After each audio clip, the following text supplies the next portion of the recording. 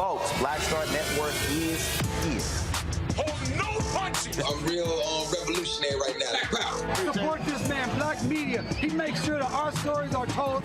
Thank you for being the voice of Black America, Roland. Stay black. I love y'all. All momentum we have now, we have to keep this going. The video looks phenomenal. See, there's a difference between Black Star Network and Black-owned media and something like CNN. You can't be Black-owned media and be scared. It's time to be smart. Bring your eyeballs home. You dig?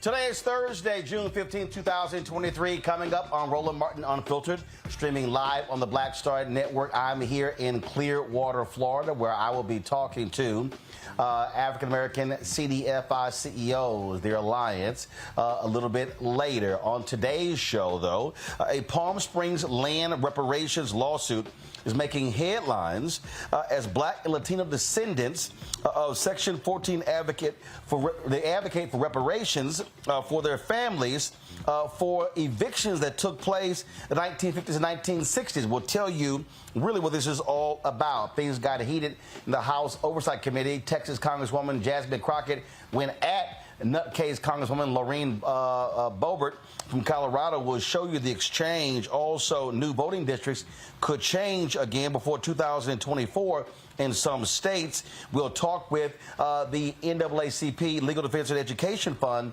about the Supreme Court decision and how that could impact Black representation in Congress. Also, two of the Tennessee three are back on the ballot for Election Day. One, of course, is a shoo-in.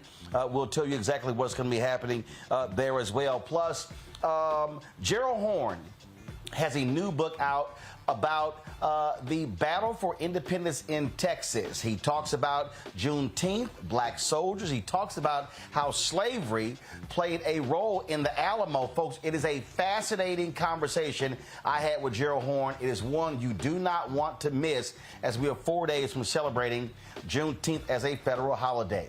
It is time to bring the funk on Roland Martin Unfiltered on the Black Star Network. Let's go. He's got it. Whatever the best, he's on it. Whatever it is, he's got the scoop, the fact, the find. And when it breaks, he's right on time and it's rolling. Best believe he's knowing. Putting it down from sports to news to politics. With entertainment just for kicks, he's rolling.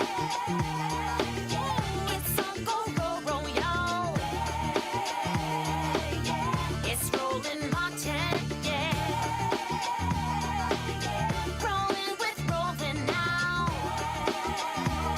He's funky, he's fresh, he's real, the best, you know he's Roland Martin now.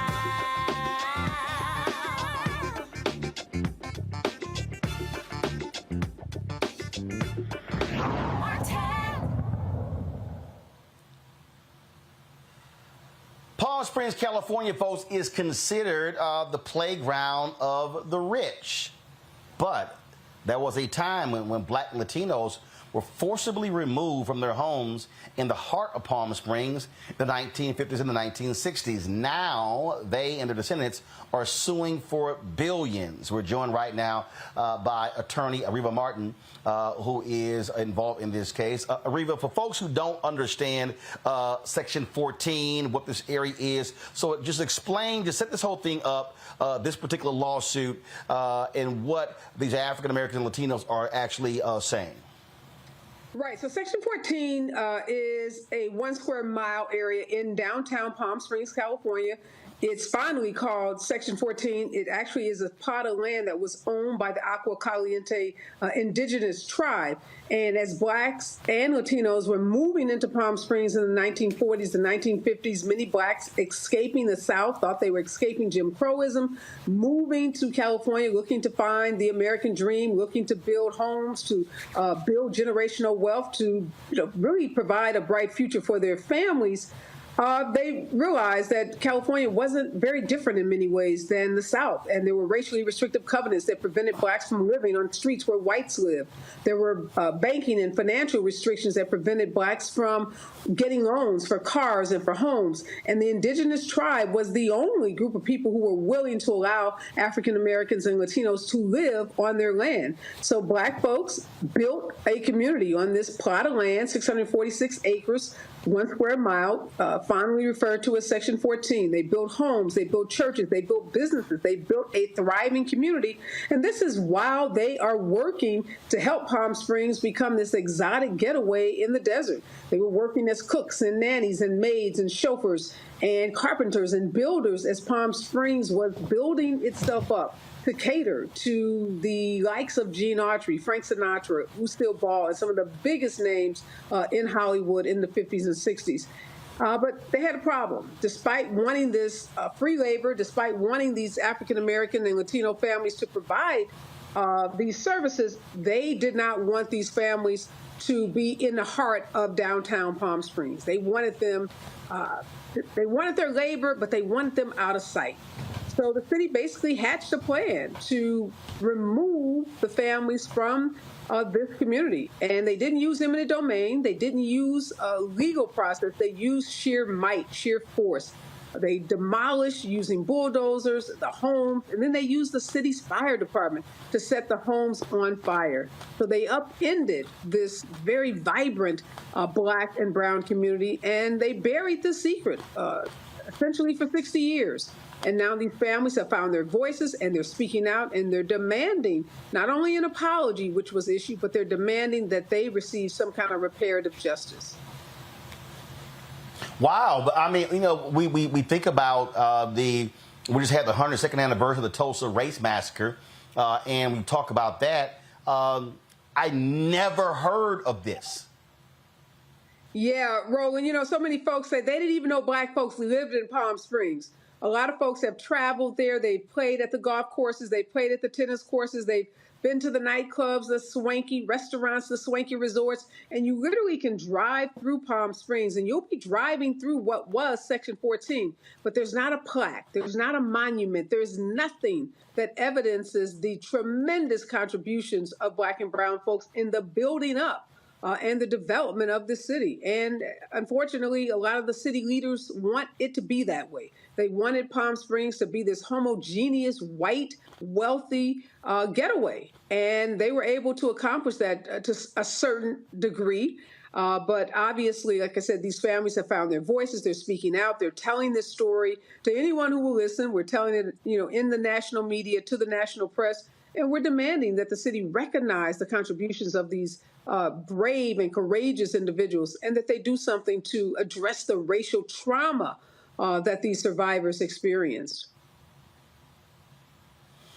This is a statement from the city attorney of Palm Springs, Jeff Bellinger. He said the city council has issued a formal apology and has set the city on a course to attempt to make amends for what happened back in the 1950s and 1960s. I have been in communication with Ms. Martin, and it is my hope that with her assistance, we can continue focusing the city's resources on that course of action rather than on unnecessary litigation. Here's the thing, Reba, why I think this is so important here. When we're having this conversation about reparations, and folks are invoking slavery, critics say, well, wait a minute, you weren't directly impacted. And so how can we now trace this back? What I have long said is that if we're talking about how to seek justice, there are black people living today, and in this case, black and Latinos, who were alive then, who were forced out, who were economically impacted. Their children were economically impacted. So you have a situation here where you can tie individuals directly to being forced out, and how if they had stayed there and lived there as Palm Springs became this rich enclave, multi-million-dollar homes. I need people to understand. I was just playing in Anthony Anderson's golf tournament at Bighorn in Palm Desert. There are homes there around Bighorn that range from $5 to $45, $50 million and up. And so we're talking about multiple millions of dollars that black and Latinos could have been able to sell that land for had they not been forced out. Yeah, you're right on the money, Roland. We're talking about the loss of generational wealth, intergenerational wealth. And we know that the black-white wealth gap is as wide as it is today is because white folks have had an opportunity to own their homes, to build equity in their homes, and then to pass that equity down to their children. Their children have been able to draw that equity down, use it to start businesses, to make investments in the stock market, and to basically get rich and to help their future generations get rich as well. We've been denied that opportunity. And you are right. We don't have to reach back to the 1800s. We don't have to talk about slaves that none of us knew. I have living, breathing clients. The oldest are in their 90s, but many of these clients of mine are in their 70s. They're in their 80s. They have vivid memories of what happened. They have the scars from this racial terrorism, a racial terrorist attack. So unlike some of the reparations actions that are happening around the country, and I applaud those actions because I'm so encouraged by what we're seeing, even in places like my hometown, St. Louis, that is even considering studying the history of racial discrimination and racial attacks in Missouri. This is a case that is, I think, a poster child for how white folks, in particular, those that count themselves amongst the liberal, can make good on a promise. As you see, that city attorney's statement says he wants to work with us. So we want to hold him to that statement. We want to work with him too, but we want to work beyond just an apology. And we know in this country, unfortunately, we can never, ever come up with a dollar amount that would repay folks for the kind of racial trauma that they have experienced. But we have an imperfect civil system, and that imperfect civil system relies on money judgments, money verdicts as a way to send a message and as a way to deter future conduct. So we're hoping that the city makes good on that statement that you just read from its city attorney. I am not, and I just want to be very clear here. I am not dismissing nor negating or minimizing the city's apology, but I don't give a damn about apology. Here's why. I'm using Tulsa as an example. It took all these years for them to finally come to an apology. But when it came time to the money, nope, state didn't want to do it. City didn't want to do it. They built this museum there, trying to attract tourists there. Did not want to share the resources with the black folks there as well. And so this is where I don't want to hear I'm sorry. I want to see, as we always say, we have a segment on our show called Where's Our Money? Because when we talk about, and I need the people who are watching and listening to understand how I'm framing this. If those black folks were able to sit here and own that land, and then it begins to get developed, and then sell it. Now, all of a sudden, that changes paying for college. That now changes being able to buy homes for their children and helping with the down payment. That now changes paying for weddings. That pays for all kinds of different stuff. Now, all of a sudden, you now have, since 1950s, 1960s, two and a half generations who are not further in debt. And so that's the thing that the people really need to understand when we talk about there are living, breathing individuals right now who were victims of white domestic terrorism, and they have never been properly compensated, and their families could have been changed economically, their children's children, if the city did right. And so that's why I hear the city attorney, but Palm Springs, they gonna have to pony up. No, absolutely right, Roland. When we start talking about compensating black folks for racial terrorism, we often hear folks say, well, it's not just about a check. Well, when it comes to black folks, folks are quick to say it shouldn't be about a check or it's not about a check. But in reality, it is about a check. When we talk about any other community that has been harmed, we don't have any problems with talking about checks and talking about checks in large sums. So likewise, whether it's Ukraine, whether it's 9/11 victims, whether it's the Japanese Americans who were interned in internment camps, we have a history in this country of making folks whole that have experienced some kind of trauma. So likewise, in Palm Springs, what we have said to the city attorney, what we said to the city manager and to the city council is we want a plethora of remedies to address this harm. And one of those, the myriad of things that we're asking for, is a check. Because families were burned out of their homes. They did lose their personal belongings. They lost the opportunity to acquire equity, for equity to be built up over time, for equity to be able to be transferred for those things that you identify: college tuition, down payments on loans for businesses, investments in the stock market, et cetera. Those were opportunities that these families, but for the actions of the city, would have had an opportunity to avail themselves of. So it's about a check, and we have to get comfortable as Black folks saying it is about a check, because too many folks, I think, have bought into this notion that when it comes to making Black folks whole for racial atrocities, we have to go to something else, like talk about policies. Policies are important, no doubt about it. Change the housing policies, change the education policies, change the healthcare policies. All of those things are important, but we can also talk about money. Last question for you. Have you and your team gone to that particular area, and then have you started the process, or even finished, assessing right now what those property values are for that particular area, and then be able to show, okay, this is what it was then, this is what its value at now, because that sets sort of a framework, or sets the floor, if you will, for conversation and negotiation? One of your frequent guests, Dr. Julianne Malveaux, is, as you know, world-renowned labor economist. She is on the team, and she has been with us from day one. She's visited the site with us on multiple occasions. She's been in Palm Springs with me on multiple occasions, and she has done an economic harms assessment.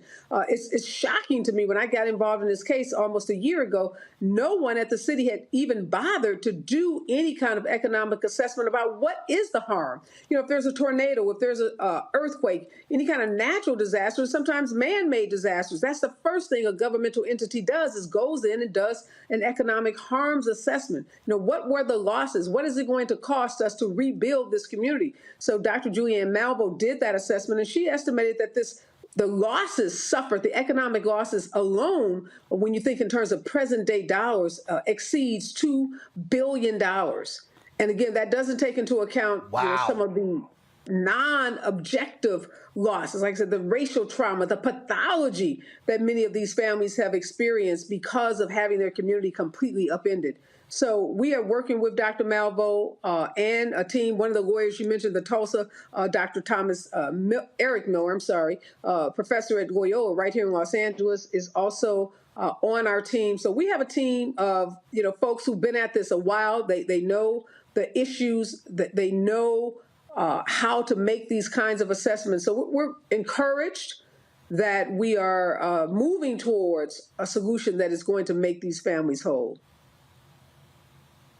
All right, then. Attorney Reva Martin, we appreciate it. Keep us abreast of this case. Fascinating piece of history, and we appreciate you sharing it with us. Thanks, Roland. My pleasure. All right, folks, going to go to a break. When we come back, we'll discuss it with our panel. Other news of the day as well. Don't forget, folks, if you're watching on YouTube, hit that like button. I see y'all commenting. Hit the like button. Also, please download the Black Star Network app. Apple phone, Android phone, Apple TV, Android TV, Roku, Amazon Fire TV, Xbox One, Samsung Smart TV. Also, your dollars really matter in helping us be able to cover news all across this country. Please join our Bring the Funk fan club. Send your check and money orders to P.O. Box 57196, Washington, D.C. 20037-0196. Cash App, $RM Unfiltered. PayPal, R Martin Unfiltered. Venmo is RM Unfiltered. Zelle, Roland at RolandSMartin.com. Roland at RolandMartinUnfiltered.com. We'll be right back. Hatred on the streets, a horrific scene, a white nationalist rally that descended into deadly violence. White people are losing their damn minds. As an angry pro-Trump mob storms the U.S. Capitol, we're about to see the rise of what I call white minority resistance. We have seen white folks in this country who simply cannot tolerate black folks voting. I think what we're seeing is the inevitable result of violent denial. This is part of American history. Every time that people of color have made progress, whether real or symbolic, there has been what Carol Anderson at Emory University calls white rage as a backlash. This is the rise of the Proud Boys and the Boogaloo Boys. America, there's going to be more of this. Here's all the Proud Boys, guys. This country is getting increasingly racist in its behaviors and its attitudes because of the fear of white people. The fear that they're taking our jobs, they're taking our resources, they're taking our women. This is white fear.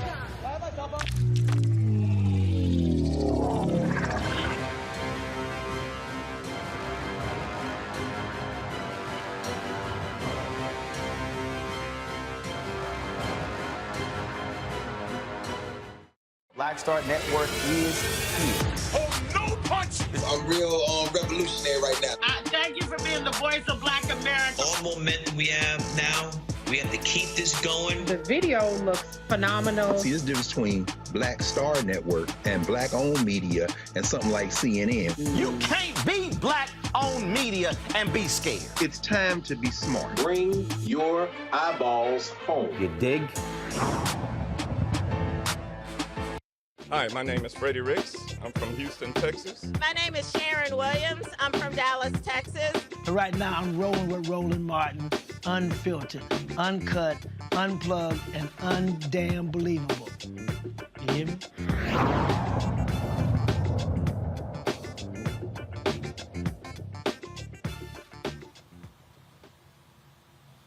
All right, let's welcome my pal, Dr. Craig Carr, Department of Afro-American Studies at Howard University. Glad to have him out of D.C. Reese Colbert, host of the Reese Colbert Show on Sirius XM Radio out of D.C. as well. Michael Imhotep, host of the African History Network Show out of Detroit. I want to start with you, Greg. I had never heard of this story. It is a fascinating one. And again, for folks who don't know, Palm Springs, I mean, we're talking about just multiple $million-dollar homes there. And so this is a perfect example of, again, folks who, there are a lot more. Look, you only got three descendants of Tulsa Race Massacre. It's a lot more folks still living what happened there in Palm Springs. No, absolutely, Roland. In fact, I spent all day today at the D.C. City Council.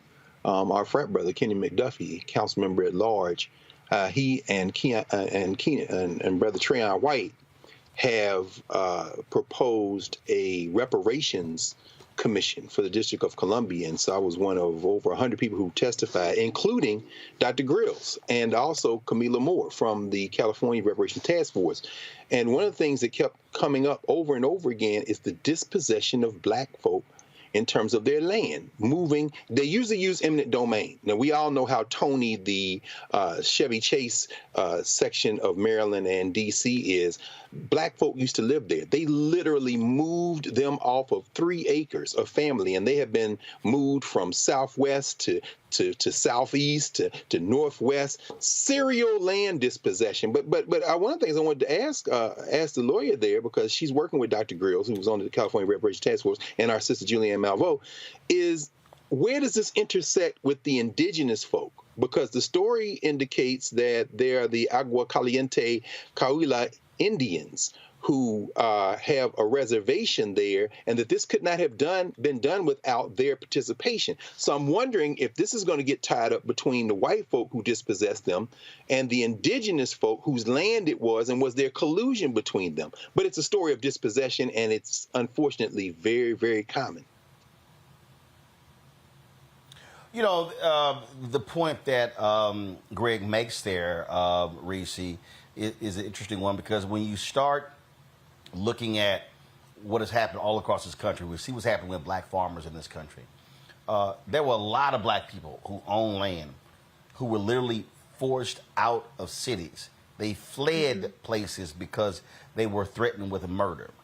And when you start talking about the stealing of land, this is where I think where our legal experts can play a critical role when it comes to receiving compensation for what was stolen from black folks. This is why this is why it's interesting. When people need to understand when you talk about repair and reparations, it's not one way of seeing it.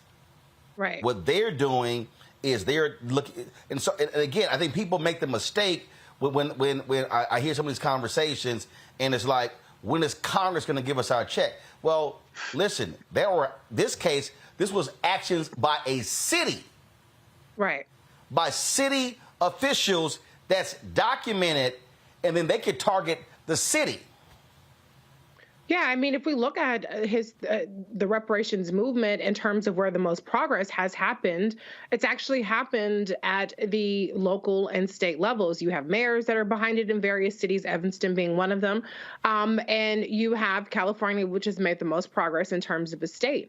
But, you know, the way to go about this is to get litigious. The notion that somebody's going to bestow charity on us with legislation is not necessarily as feasible, at least not on a federal level, in any time soon, particularly with gerrymandering and the other political pressures that both parties are under, but particularly Democrats. And so this is a really great method because there's evidence of participation directly from the city. This isn't about some rogue residents who took their white supremacy too far. This was coordinated government action. And so an apology is not sufficient. Show me the damn money. And, you know, if that doesn't work, okay, well, then what else you got? Because there's a lot of money in Palm Springs. There's a lot of land in Palm Springs. There's a lot of way to repair the damage that is being done. But I'm with Areva Martin. Don't be shy about asking for money. If Greg Abbott can get money for a tree falling on him for running down the street, then goddamn it, Black people can get reparations for being forced out of their homes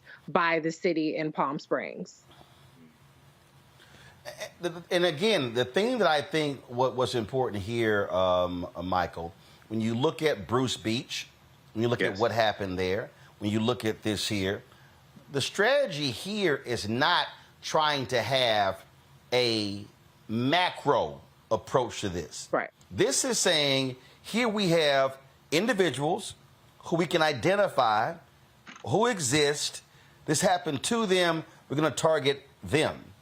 Right. That's why there are, again, there are multiple strategies when we're talking about how do we change the economics. I mean, I'm literally, I don't write speeches, and I was on a golf course, and I was thinking through what I was going to talk about tonight to this group of CDFI CEOs, and what I was going to say to them is that we have to be thinking about this Black economic ecosystem in a totally different way as opposed to how we are approaching it right now. Because I'm looking at buckets here, here, here, here, here, here, and we need folks who are going after all the different buckets as opposed to thinking there's only one way to achieve the result.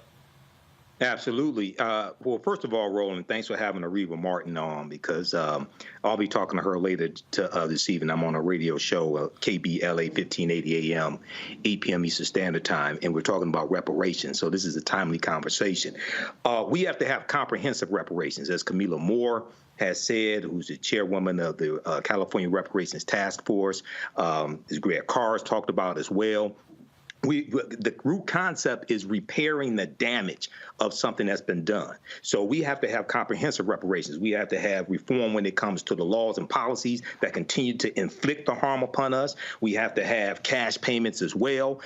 So we have to understand that. This is very interesting here. There was an article back in April 18th that came out when I first found out about this in Palm Springs. And one of the questions I had is when we look at, for instance, Tulsa, Oklahoma, North Tulsa, Greenwood, we know that some of the early landowners in North Tulsa got land from those Black Freedmen Indian treaties of 1866.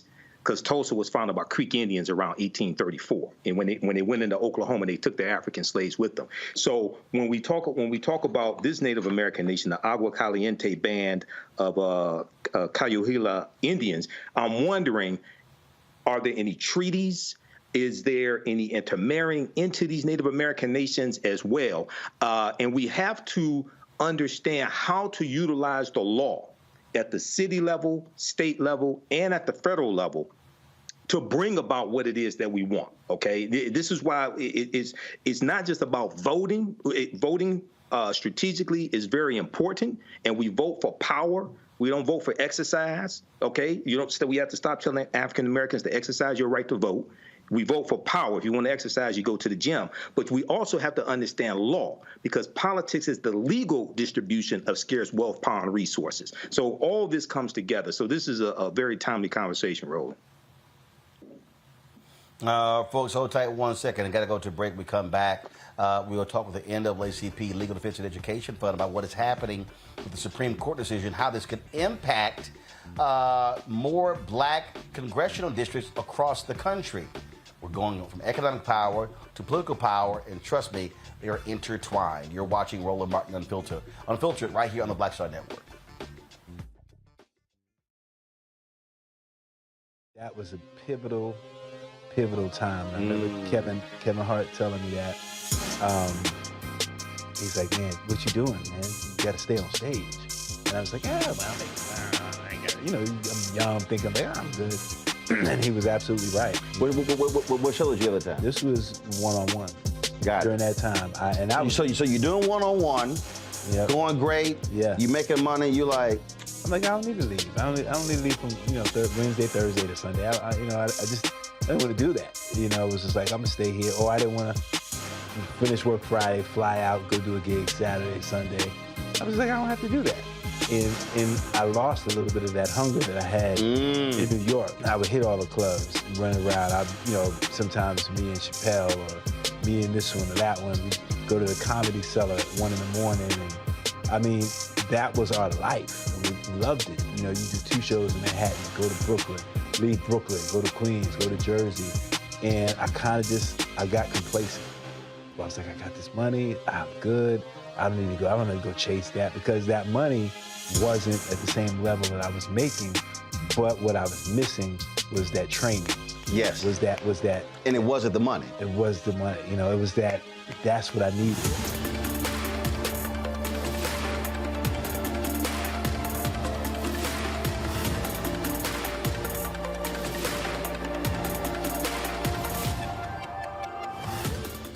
Next on The Frequency with me, Dee Barnes. She's known as the Angela Davis of hip hop. Monet Smith, better known as Medusa, the gangsta goddess, the undisputed queen of West Coast underground hip hop. Pop locking is really what indoctrinated me in hip hop. I don't even think I realized it was hip hop at that time. Right. It was a happening. It was a moment of release. We're going to be getting into her career, knowing her whole story, and breaking down all the elements of hip hop. This week on The Frequency, only on the Black Star Network. My name is Lena Charles, and I'm from Opelousas, Louisiana. Yes, that is Zydeco capital of the world. My name is Margaret Chappelle. I'm from Dallas, Texas, representing the Urban Trivia Game. It's me, Sherry Shepherd, and you know what you watch. Roland Martin on Unfiltered.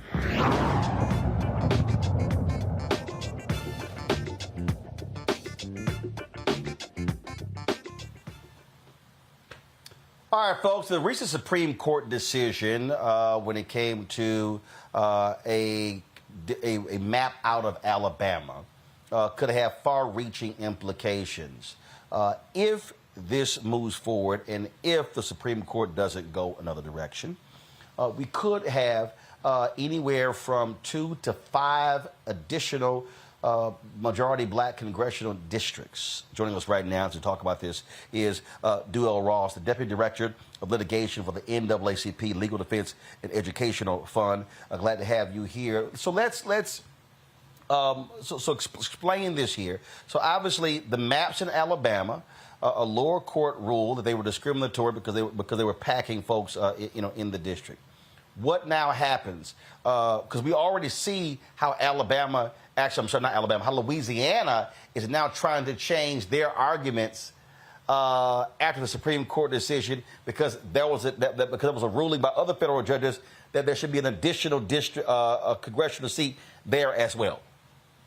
That's right. So what happened is last Thursday, the Supreme Court handed down a decision in which it affirmed the 3-judge lower court ruling that Alabama's maps were racially discriminatory and that they violated the Voting Rights Act. And what that means practically is that in Alabama, by next year, there will be a second district in which Black voters will have an opportunity to elect a new Black member of Congress. And I think, you know, yep. You were referencing. No, go ahead. You were referencing Louisiana. We have LDF, Legal Defense Fund, the organization I work for, has a separate lawsuit in Louisiana that was put on hold by the Supreme Court pending the ruling in Alabama. And now that we were successful in Alabama, what's likely to happen is that the Supreme Court will send the Louisiana case back as well, meaning that there could be up to at least two, as you said, maybe even more congressional districts in which Black voters will have more representation ahead of the 2024 elections. We also are still dealing with those illegal maps that Florida Governor Ron DeSantis pushed through as well. And then this decision could also open up other opportunities in other states, correct?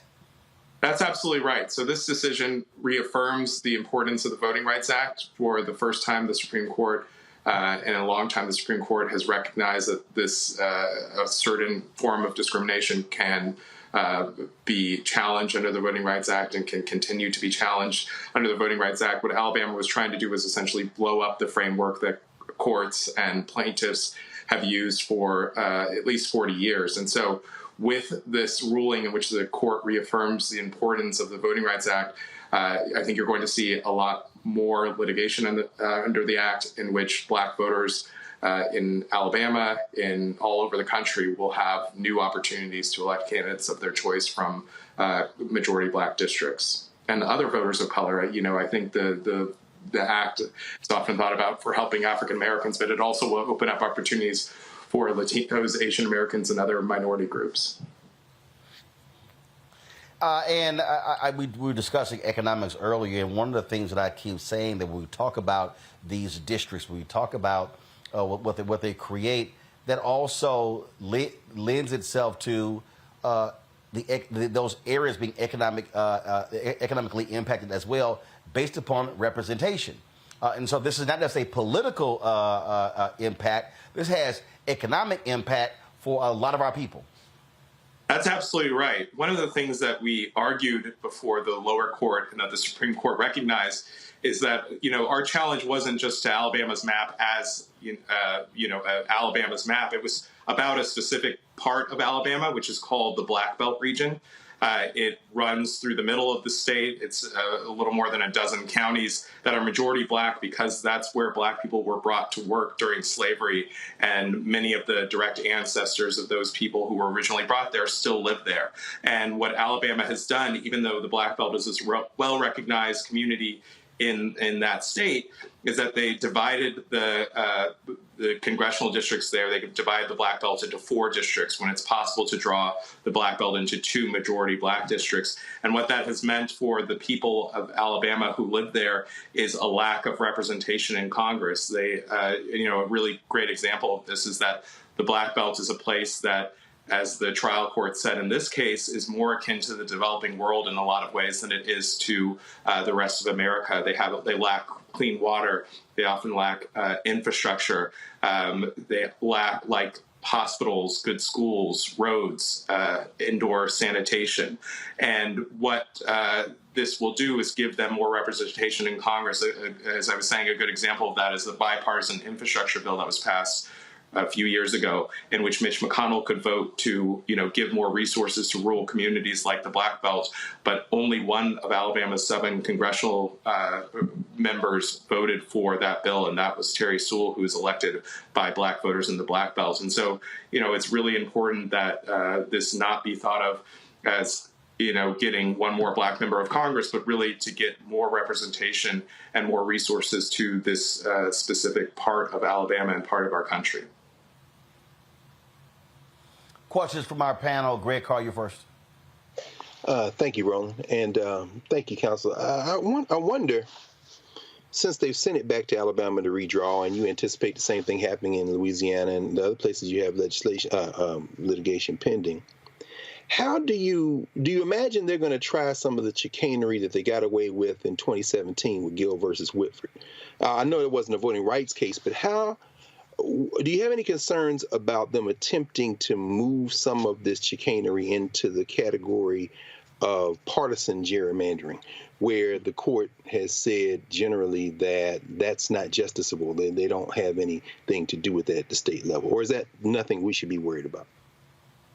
That's not, I think, something that we should be worried about, given that we now have 5 justices on the Supreme Court recognizing that the existing framework under the Voting Rights Act is valid, is constitutional, and is the way in which these cases should be decided. As I said, this is unlike partisan gerrymandering, which was sort of a new standard that the plaintiffs in the Whitford case were trying to establish.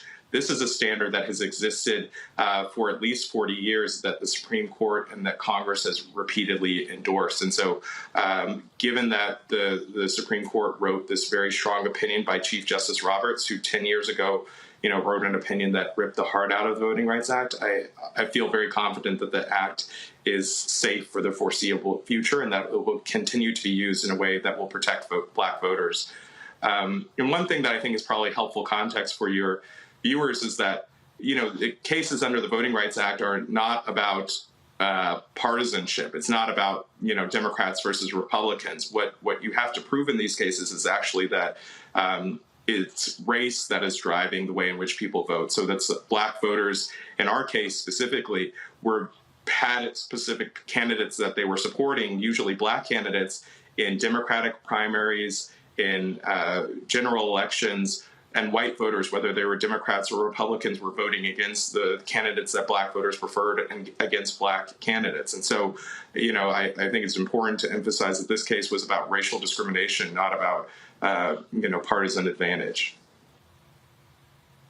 Reese.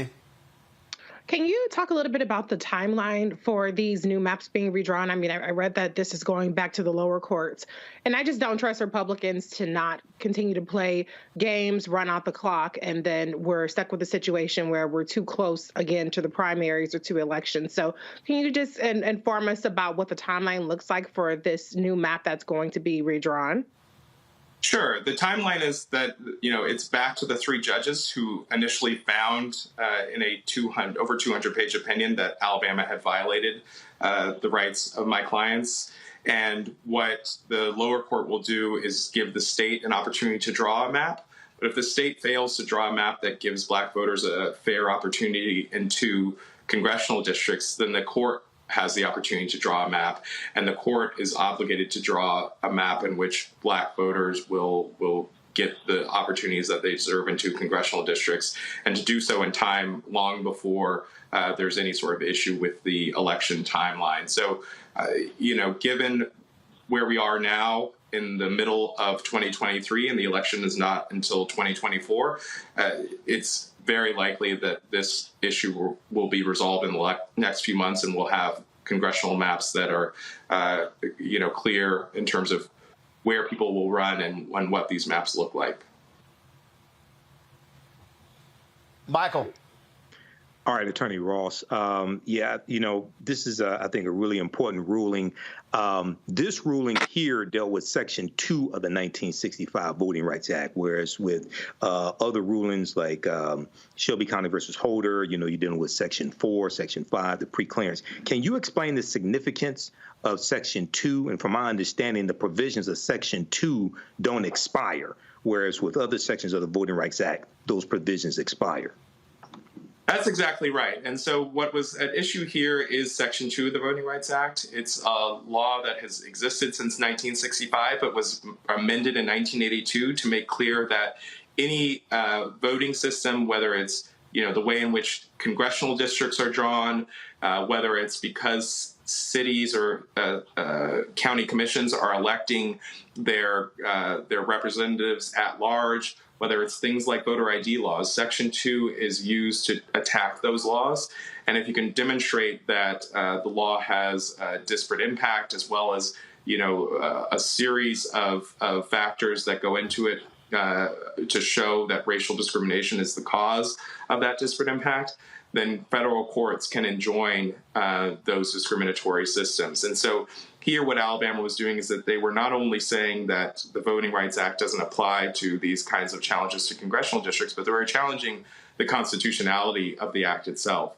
And the Supreme Court, for the first time in a historic decision last week, ruled that the Voting Rights Act is constitutional when it's used to attack discriminatory congressional districts, and that the Voting Rights Act can continue to be used for the foreseeable future. So as you said, the Shelby County decision 10 years ago was about the preclearance regime, which is sort of a regime.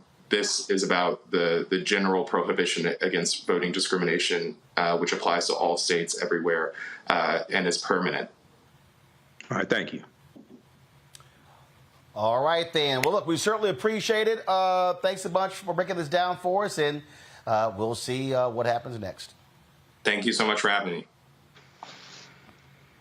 Folks, got to go to break. We'll be back on Roland Martin Unfiltered right here on the Black Star Network. If you're on YouTube, hit the like button, folks. So you're commenting, hit the like button. Also, download our app, Black Star Network app, Apple phone, Android phone, Apple TV, Android TV, Roku, Amazon Fire TV, Xbox One, Samsung Smart TV.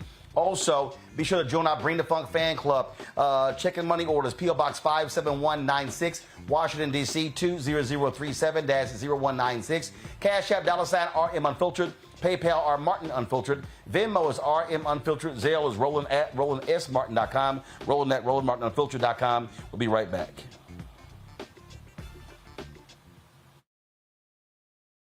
When you talk about blackness and what happens in black culture, we're about covering these things that matter to us, speaking to our issues and concerns. This is a genuine people-powered movement. There's a lot of stuff that we're not getting. You get it, and you spread the word. We wish to plead our own cause. Too long have others spoken for us. We cannot tell our own story if we can't pay for it. This is about covering us. Invest in black-owned media. Your dollars matter. We don't have to keep asking them to cover our stuff. So please support us in what we do, folks. We want to hit 2,000 people, $50 this month, raise $100,000. We're behind $100,000, so we want to hit that. Your money makes this possible. Check some money orders. Go to P.O. Box 57196, Washington, D.C. 20037-0196. The Cash App is $RM Unfiltered. PayPal is R Martin Unfiltered. Venmo is RM Unfiltered. Zelle is Roland at RolandSMartin.com. On the next, A Balanced Life with me, Dr. Jackie, owning your energy and how to use it. Trust me, it impacts the people on your job, who you attract, and even your love life. What you give out is what comes back to you. So like attracts like, right? So if you come in with a negative space and I match that negative energy, then 2 seconds later, somebody else coming with more negative energy, and then I was just always just matching negative stuff. And here's the kicker. If you're not careful, that energy can even be stolen. That's all next on A Balanced Life on Black Star Network.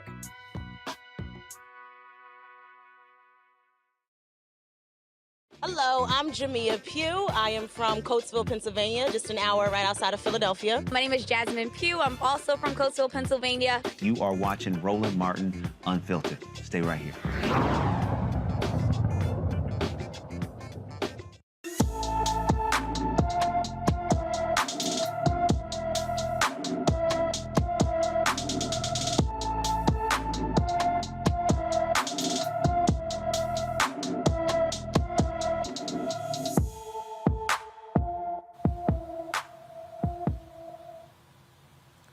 Darjanice Goldsboro was last seen in Wilmington, Delaware on March 30th. The 15-year-old is 5 feet 8 inches tall, weighs 120 pounds, with brown hair and brown eyes. Anyone with information about Darjanice Goldsboro should call the Newcastle County, Delaware Police Department at 302-573-2800, 302-573-2800. All right, y'all, Lord have mercy. Now, anytime Lauren Boebert talks, you know it's going to be some stupid stuff come out. But she got straight jacked by Congresswoman Jasmine Crockett of Texas. They had a guest who was talking about the ATF and issue with guns, and Boebert, being just the dumb person that she she showed us just really she is not the brightest bulb in the dark room play.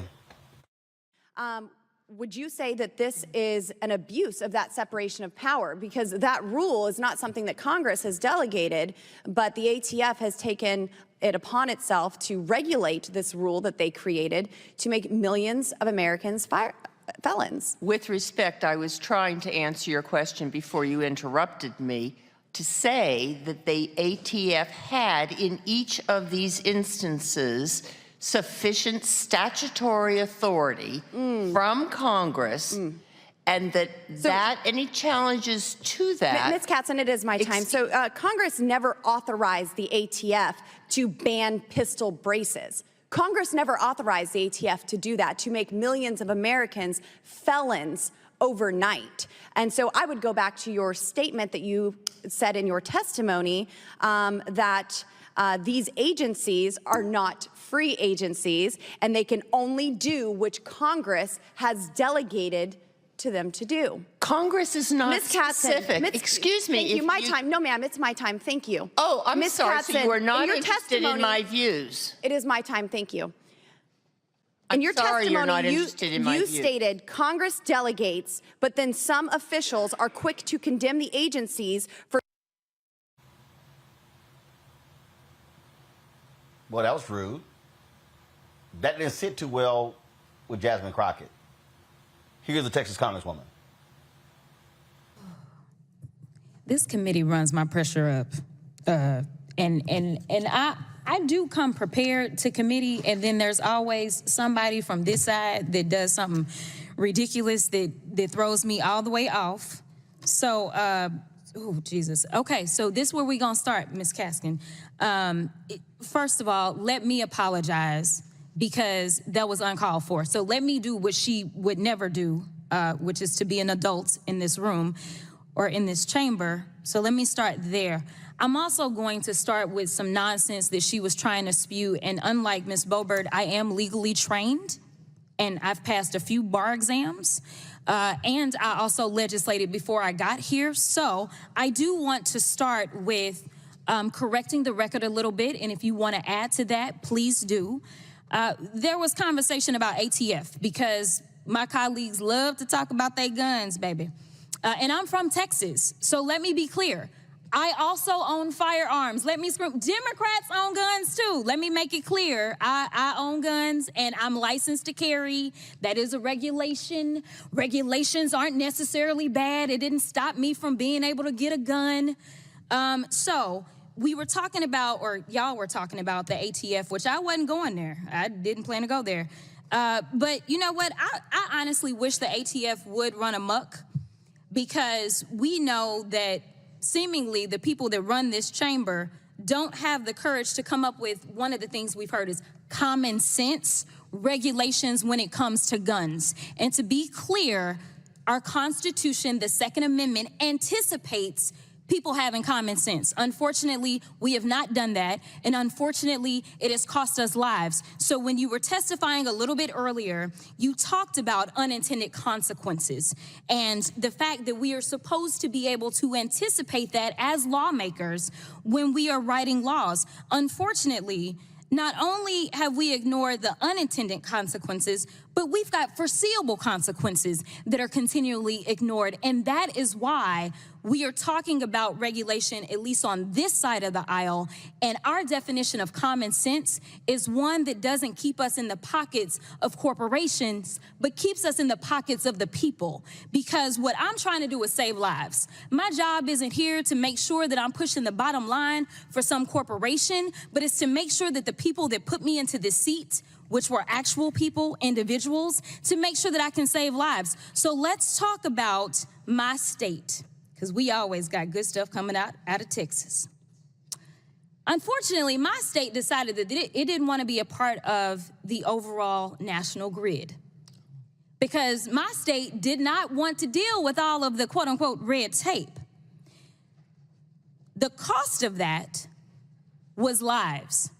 So we had this winter storm, and here it was, I was freshly being sworn into the Texas House, and I don't know what I'm supposed to do because I started getting calls because there is this thing called climate change. Hello, nobody's in the chamber on the other side. But climate change is this real thing. And so in Texas, we had this terrible storm that took place.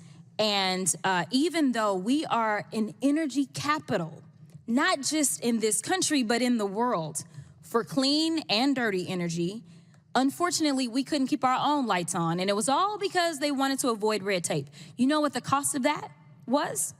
It was human lives. And I think that that's what's being lost. You know what happened in Palestine or East Palestine? The cost was human lives. Unfortunately, seemingly, some people don't want to consider human lives as an actual cost. The only cost that they ever talk about is dollars. Well, let me be clear. I'm not here because of corporate dollars. I'm here because of people. And so I am curious to know, and I'm going to give you, and I usually run out of time. I'm going to be clear. I always run out of time because they always give me too much to do.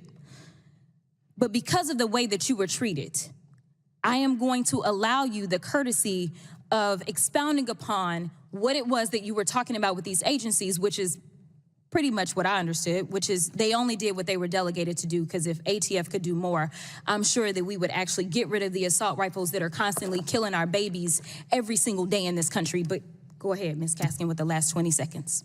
Well, I appreciate your comments, and I thank you for them. That's how you gather somebody, Reese. Oh, yeah. Jasmine, or I should say, Congresswoman Crockett is here taking no prisoners. And I love her delivery. I love her style. But the fact of the matter is she has the receipts to back it up. And I love that she isn't always letting the Republicans set the terms of the conversation. That's what they like to do. They like to manufacture crises, is one thing she said on Twitter. And the Democrats need to do a better job, and I think she's a shining example of reminding people of where the real threats are. The real threats are from Republican government incompetence, as well as obstruction, and as well as indifference to the people and constituents that they serve, as opposed to their fealty to these gun nuts, the lobbyists from the gun nuts, and to their corporate donors. So salute to Jasmine Crockett, Congresswoman Crockett. She's a breath of fresh air in this new Congress. I tell you, it is always shameful, Michael, when you ask folk questions and then you don't want to let them give the answer. Now, if they start lying, I mean, you can correct them, but geez, but it shows you just how dumb Boebert is. Absolutely, and the people that voted for Boebert are dumb as well. And I can't stress this enough, Roland. The difference between Jim Jordan being the chair of that committee, the difference between Kevin McCarthy being Speaker of the House or Hakeem Jeffries being Speaker of the House, it was about 7,000 votes in a handful of House districts. Okay, and so I hear people saying, "Oh, we're not going to vote unless we get reparations."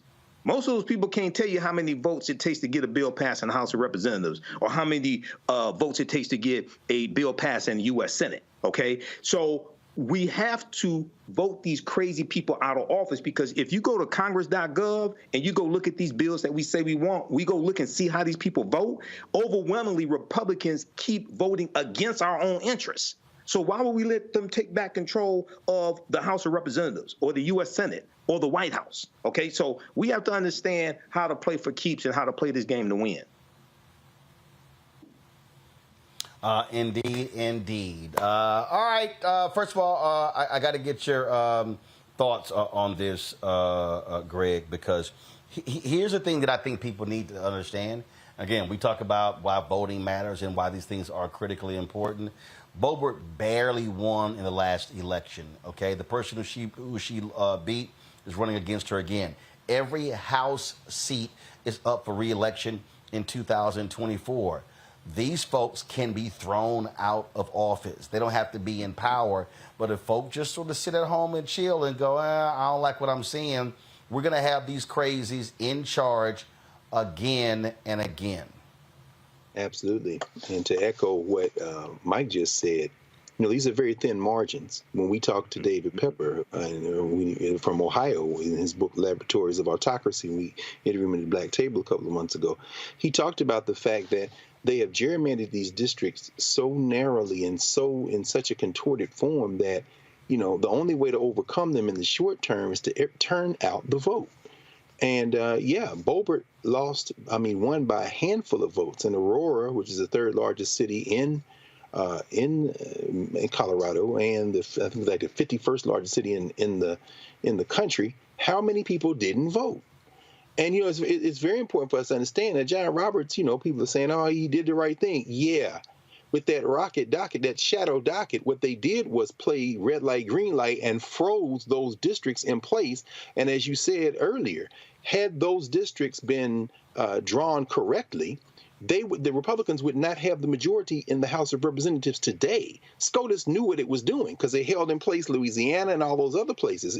And so I guess what I'm saying is it comes down to this. Jasmine Crockett is fighting.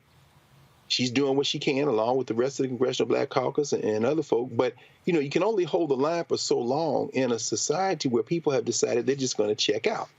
And, shout out to Congresswoman Crockett, who Wednesday night became the first Black woman Democrat to play in the congressional softball game. I guess she plays to win on the field and off the field. Doesn't matter what it is. So the Texas 30th is being represented. Congratulations. The Colorado 3rd, not so much.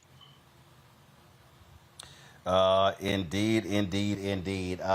Greg, Reese, Michael, I appreciate y'all being on today's panel. Thank you so very much for joining us. Folks, coming up next, my conversation with historian and professor Dr. Gerald Horne. He has a new book out. It is called The Counter-Revolution of 1836, Texas Slavery and Jim Crow, and the Roots of American Fascism. If you want to understand what is happening today in Texas, in Florida, Mississippi, Tennessee, South Carolina, North Carolina, all of these places, you do not want to miss this conversation up next with Dr. Gerald Horne, right here on Roland Martin Unfiltered on the Black Star Network. Question for you. Are you stuck? Do you feel like you're hitting a wall and it's keeping you from achieving prosperity? Well, you're not alone. On the next Get Wealthy with me, Deborah Owens, America's Wealth Coach, you're going to learn what you need to do to become unstuck and unstoppable. The fabulous author Janine K. Brown will be with us sharing with you exactly what you need to do to finally achieve the level of financial success you desire through your career. Because when I talk about being bold in the workplaces, I'm talking about that inner boldness that you have to take a risk, to go after what you want, to speak up when others are not. That's right here on Get Wealthy, only on Black Star Network.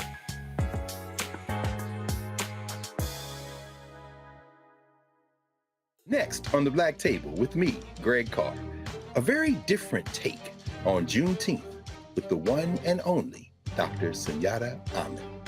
We'll explore the amazing foods, remedies, and rituals that are a part of our history and the Juneteenth holiday. So it's our responsibility to return the healthier version to our folks instead of just the red liqueurs marketed to us, the red sodas and the other things. I mean, why does the Kool-Aid man have to sound like Louis Armstrong? He's like, oh yeah! Yeah, right.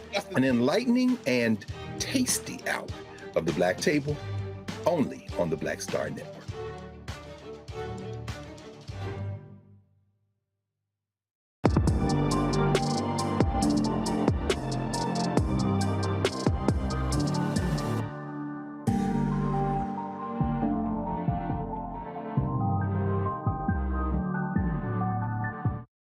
All right, Gerald, good to see you again. You got another, first of all, you got another book. This is number what?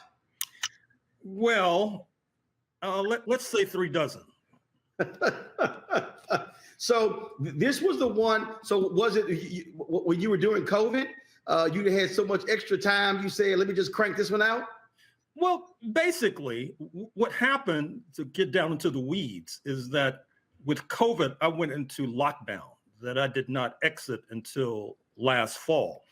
But what I did was I obtained a microfilm reading machine, and that allowed me to read a lot of microfilm, particularly from the early days of Texas and Mexico, and take notes and help to produce this book.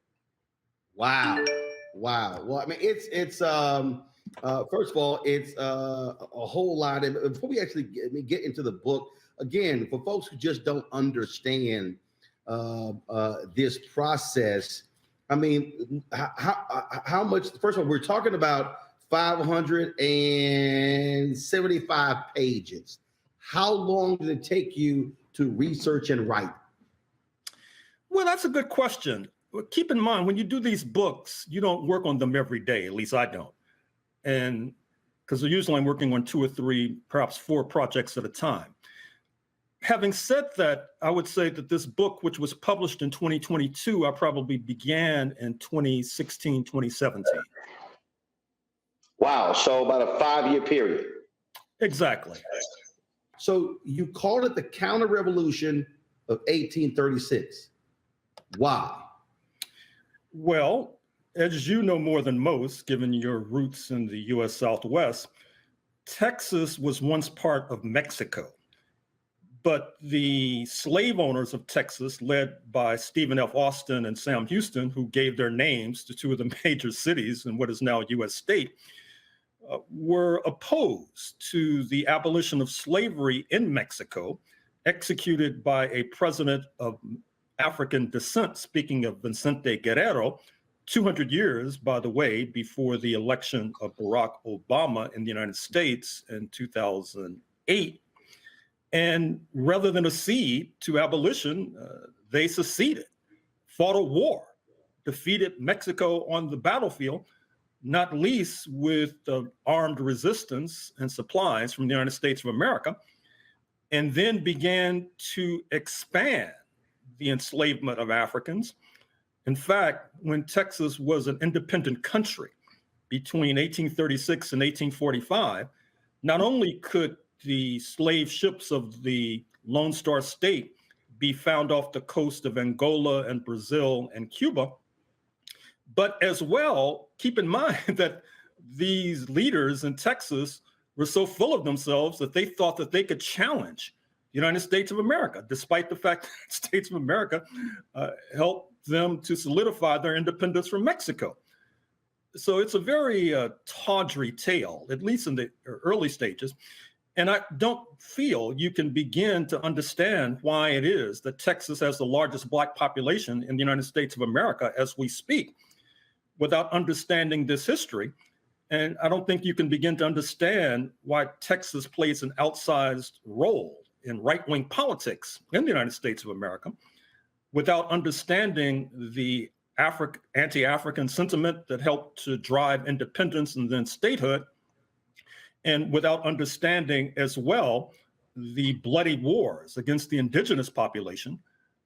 In fact, even though California might quibble with this point, Texas probably had the bloodiest wars of all against the indigenous population, which at the end of the day helped to create more land and territory for the enslavement of Africans. It's interesting. The other day I was on social media and I came across something that was interesting. There was a brother who did a video to explain why there's a sliver of Oklahoma that's just above the panhandle in Texas. And in the video, he goes, slavery. And again, as a native Texan, I saw that and I was like, wow, I didn't even realize that. Explain that. Well, you know, it's interesting. The shape of Oklahoma has been described as a bloody cleaver hanging over Texas. It's interesting about the state of Oklahoma as well. I'm sure you have listeners in the Sooner State. And Oklahoma was originally designed to be a Bantustan, not unlike what you had during apartheid South Africa, where the Africans were moved into certain territories and not allowed to move elsewhere. Recall that then U.S. President Andrew Jackson, who was Donald Trump's favorite president, he had his picture hanging on the wall in his office. It was Andrew Jackson who now graces the $20 bill, or perhaps more accurately, disgraces the $20 bill, who expelled the indigenous population of the Southeast Quadrant of the United States, present-day Georgia, the Carolinas, Tennessee. and told them they could live in this Bantustan Indian territory for as long as the water shall flow and the grass shall grow. And what's interesting about some of these indigenous populations, particularly the Cherokee, was that they were willing to accommodate themselves and assimilate to Euro-American society, converting to Christianity, becoming sedentary farmers, up to and including enslaving Africans, by the way. And so when they were expelled, they brought their enslaved property with them to Indian territory. But alas, as you know more than most, Black people in North America have a penchant for rebellion, and they began to rebel against Native American territory. And it was very difficult for them because they had to cross Texas territory to get to freedom in Mexico. So this is a very troubled history. And once again, I don't think you can begin to understand the rancid conservatism that now persists in Oklahoma and Texas without understanding this history. And by the way, allow me to make a footnote about the Tulsa massacre of 100-odd years ago. I'm sure many in your audience are familiar with what happened in the Greenwood section of Tulsa, Oklahoma, oftentimes described as Black Wall Street. And to the extent that that nickname is accurate, you have to trace it back to the slavery days. You have to trace it back to 1865 when slavery was abolished. And the Indian slave owners were forced to disgorge more of their wealth and property to the formerly enslaved than their Euro-American counterparts. And that helped to create a somewhat relatively lucrative community, affluent community, I should say. And this was too much for many of the settlers. And that led directly to the Tulsa massacre circa 1921, when hundreds were massacred. Their graves are still being uncovered as we speak. Many of them were forced to flee. Some of them left the country. Some of them moved to Canada. So once again, this is a very unfortunate history that needs to be better known. So on the cover here, you have an image of folks being lynched. You have the Texas flag, but you have this Nazi flag. Why? Well, I'm afraid to say that the direction in which the United States is heading right now is very perilous. It's not me who's raised the F word instantly. Recall that during the campaigns, congressional campaigns last year, President Joseph R. Biden suggested that the United States under Republican Party rule could be headed towards fascism. It was the late Secretary of State, Madeleine Albright, who wrote an entire book, Fascism: A Warning, about that. Many leaders, intellectuals are very concerned about this, which could portend the acceleration of already toxic trends, those toxic trends being more Black people on death row, more Black people being subjected to police terror, more Black people treated like Breonna Taylor in Louisville, Kentucky, with the authorities knocking down your door and coming in and killing you. And so what I'm arguing in this book is that to the extent that we are worried about the rise of fascism in the United States, which once again would just be an acceleration of already existing trends, we have to understand that Texas in particular has created fertile soil for the rise of fascism, given the fact that it was a premier state for enslavement. As I talk about in the book, as the so-called Confederate States of America was collapsing, I'm speaking of the states in the Deep South, Virginia, the Carolinas, Georgia, et cetera. Recall that in 1861, they decided to leave the United States because they wanted to enslave Africans forevermore and overthrow the government under Abraham Lincoln and Washington as a result. As their dream was collapsing, you saw that many enslavers began to move en masse to Texas with their property in tow because they felt that Texas had the best chance of surviving and basically continuing slavery.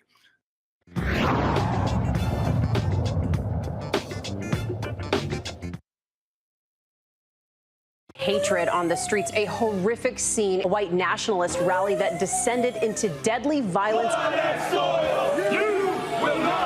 White people are losing their damn minds. As an angry pro-Trump mob storms the U.S. Capitol, We're about to see the rise of what I call white minority resistance. We have seen white folks in this country who simply cannot tolerate black folks voting. I think what we're seeing is the inevitable result of violent denial. This is part of American history. Every time that people of color have made progress, whether real or symbolic, there has been what Carol Anderson at Emory University calls white rage as a backlash. This is the rise of the Proud Boys and the Boogaloo Boys. America, there's going to be more of this. Here's all the Proud Boys, guys. This country is getting increasingly racist in its behaviors and its attitudes because of the fear of white people. The fear that they're taking our jobs, they're taking our resources, they're taking our women. This is white fear.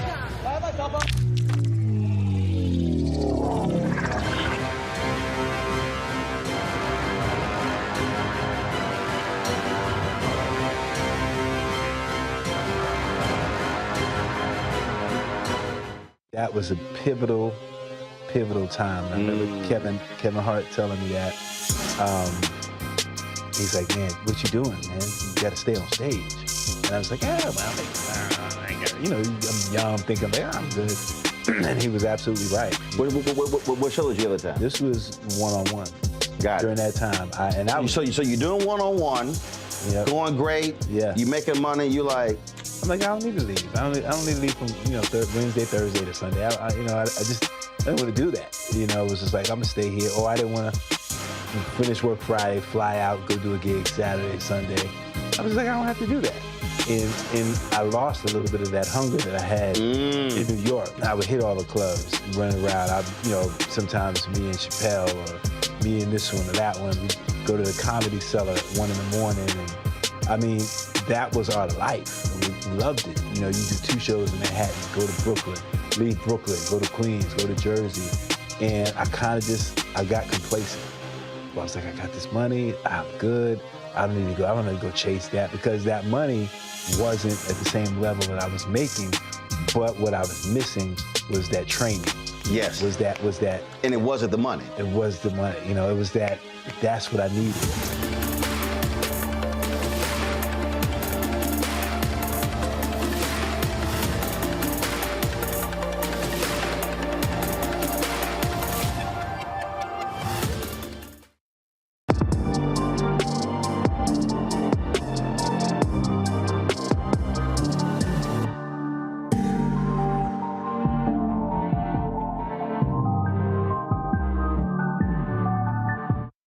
There's a story about Juneteenth that I could tell if we have time that helps to illustrate that point. Yeah, we got time. Okay, well, let me digress for a moment. You know the story about Juneteenth, I'm sure. June 16th, 1865, supposedly General Granger of the U.S. government shows up in Galveston and tells the enslaved Africans, hey, didn't you people know you were free? Didn't you hear about the Emancipation Proclamation, January 1st, 1863? Well, that's more or less a fairy tale because the Emancipation Proclamation issued by President Lincoln did not apply in jurisdictions that Lincoln did not control. It would be as if the U.S. Congress passed a resolution saying that slavery is abolished in, let us say, Mauritania and Northwest Africa. Well, unless the U.S. Congress put boots on the ground in Northwest Africa, and I don't want to put ideas in their head, given their propensity for intervening in foreign lands, unless they put boots on the ground, that would just basically be a paper resolution. And that was the impact and effect of the Emancipation Proclamation until General Granger and his troops showed up to enforce the Emancipation Proclamation. The Africans in Galveston, they knew about the Emancipation Proclamation, but what could they do? They were being forced at gunpoint to work for free. But what happens is that during the period of the U.S. Civil War, 1861 to 1865, a close ally of the slave owners, speaking of France, had seized control of Mexico. This leads to the Mexican-American holiday, Cinco de Mayo, which you may be familiar with, your audience may be familiar with, which celebrates a victory of Mexican opposition forces over the French occupiers. So the idea in Texas and in the Confederate States in general was to retreat en masse to the border area with Mexico, perhaps go back into Mexico and reverse the abolitionist decree that I mentioned a moment or two ago, issued by the Black president, Vicente Guerrero, and continue enslavement of Africans forevermore. But what happens is that the US Army then had a few 100,000 Black men in uniform with guns in their hand. They allied with Mexican opposition forces led by the Mexican national hero, Benito Juarez. Ciudad Juarez, just across the border from El Paso, Texas, is named after him. And they helped to crush the French occupiers. And in fact, that helped to crush the idea that slavery would continue in Mexico, in league with Texas enslavers and Virginia enslavers and Carolina enslavers. And one could fairly say that the real Juneteenth is June 19th, 1867, when the Black men with guns in hand, allied with Mexicans also with guns in hand, crushed the French occupiers, and not only crushed the French occupiers, but then execute the French leader in Mexico, Maximilian, on June 19th, 1867.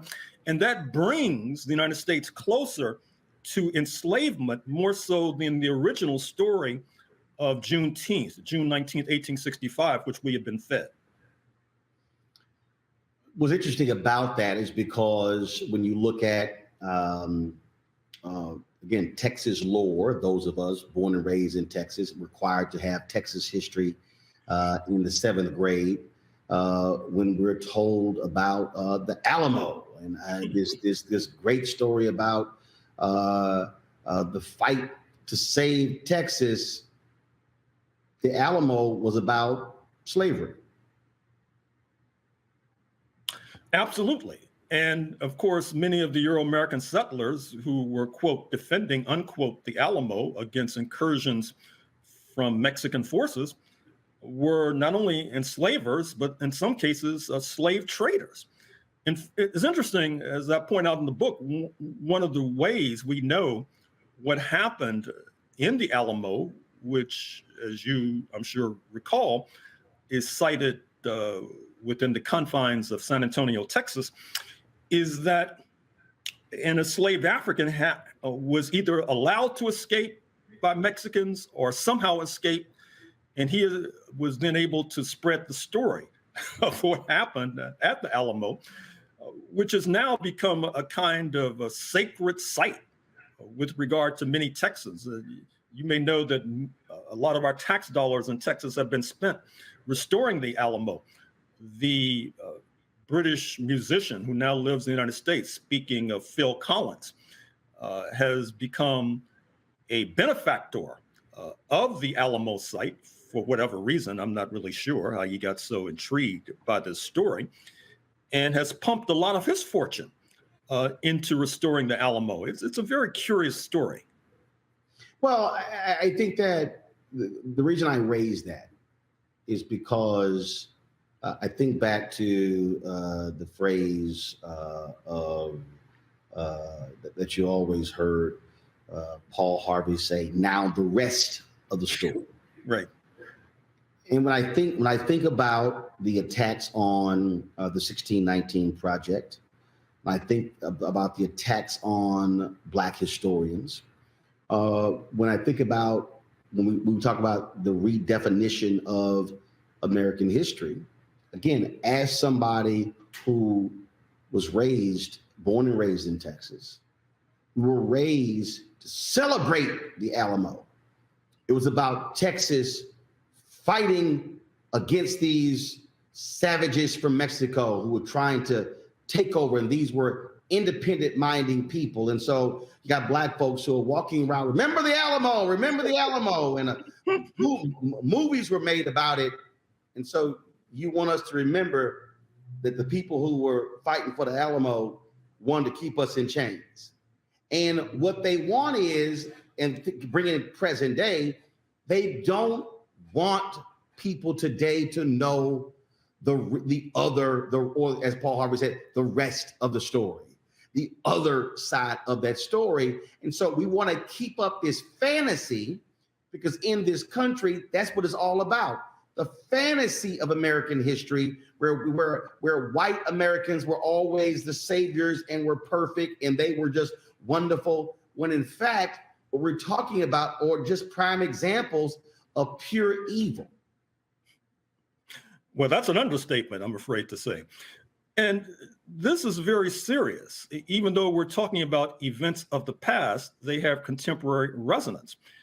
That's the only way to explain what's going on in the state of Florida now with Governor DeSantis, who is now on the verge of declaring that he will be running for the Republican nomination for president against Mr. Trump, has campaigned relentlessly with regard to what he describes as, quote, wokeness, unquote, which in many ways comes down to campaigning against an accurate rendition of Black history. That's why he sought to circumscribe the teaching of advanced placement African-American studies in secondary schools in the state of Florida.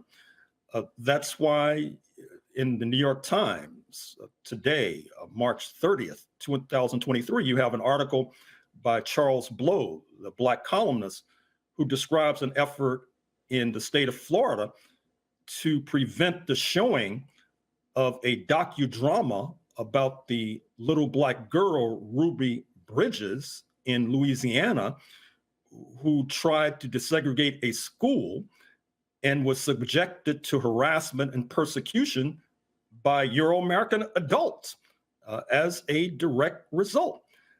That's why in the state of Florida, you have campaigns against novels by the Nobel laureate, the late Black woman writer and creator, Toni Morrison. It's not as if this campaign is directed against any ideas about overthrowing the United States government or something of that sort. It's just there's a campaign against an accurate rendition of Black history. And there are those like Governor DeSantis and his acolytes who feel that an accurate rendition of Black history calls into question the creation myth about the United States of America. That is to say that it is a flawless nation. It's a nation without blemishes, that in order to uphold that fiction and fantasy, we have to whitewash, pardon the expression, great swaths of the historical record. And this is quite dangerous, as I'm sure you can understand, to our younger people in particular. Because on the one hand, they're growing up wondering why it is that they're being harassed by the police, why they're being stopped when they're driving their cars, and others who do not have the same content of melanin or not treated similarly. And if they had a better understanding of the history of this country, they can understand the reality of this country.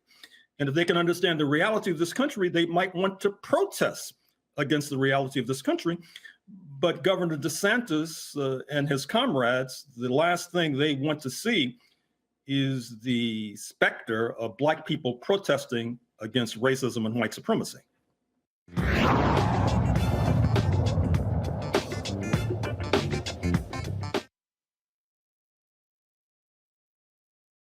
When you talk about Blackness and what happens in Black culture, we're about covering these things that matter to us, speaking to our issues and concerns. This is a genuine people-powered movement. There's a lot of stuff that we're not getting. You get it, and you spread the word. We wish to plead our own cause too long have others spoken for us. We cannot tell our own story if we can't pay for it. This is about covering us. Invest in Black-owned media. Your dollars matter.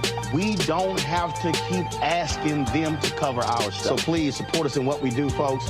We want to hit 2,000 people, $50 this month, raise $100,000. We're behind 100,000, so we want to hit that. Y'all money makes this possible.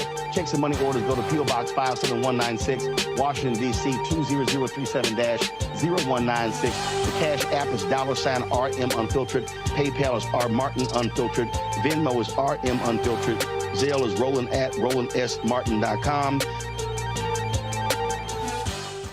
Question for you. Are you stuck? Do you feel like you're hitting a wall and it's keeping you from achieving prosperity? Well, you're not alone. On the next Get Wealthy with me, Deborah Owens, America's Wealth Coach, you're going to learn what you need to do to become unstuck and unstoppable.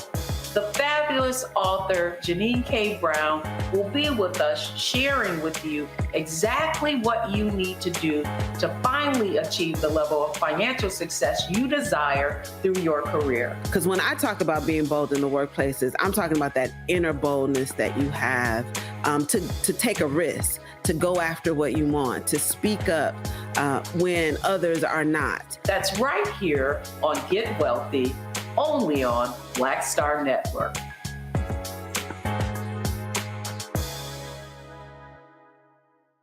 Up next on The Frequency with me, Dee Barnes. She's known as the Angela Davis of hip hop. Monet Smith, better known as Medusa, the gangsta goddess, the undisputed queen of West Coast underground hip hop. Pop locking is really what indoctrinated me in hip hop. I don't even think I realized it was hip hop at that time. Right. You know, it was a happening. Mm-hmm. It was a moment of release. We're going to be getting into her career, knowing her whole story, and breaking down all the elements of hip hop. This week on The Frequency, only on the Black Star Network.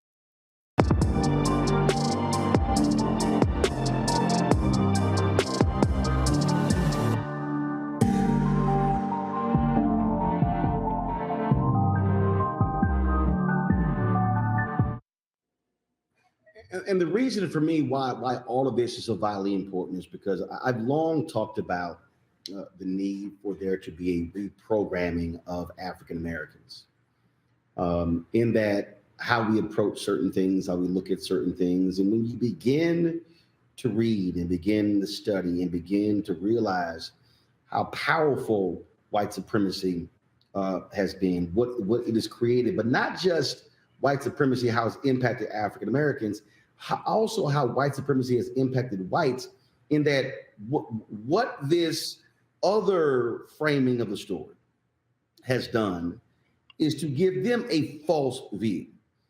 And I believe, which was the thesis of my book, White Fear, the reason these white folks, these baby boomers, and some of these Gen Xers are so angry right now is because they can't handle the fact that their white children and their white grandchildren are now hearing the other side of the story. And they're now looking at America in a much different way. And they're now challenging America. And so this effort to attack DEI and critical race theory, to attack anything dealing with race, where you're right, white kid in a government class is uncomfortable when civil rights comes up, so the class is canceled. Let's not show, the language in this movie about Ruby Bridges. We can't have a little young white kids seeing that because they might feel bad when they hear the N-word being spoken, because they might start asking, Grandmama, was that you? And so that's really what we're dealing with. And we're dealing with people, if they say, if we could just stop the Gerald Horns of the world from writing and teaching and these white kids from learning, then we may hold on to this fallacy as long as we can. And that's really what the aim is. Well, I'm afraid that you're right, but I hope I'm not going out on a limb when I suggest that that is a losing struggle.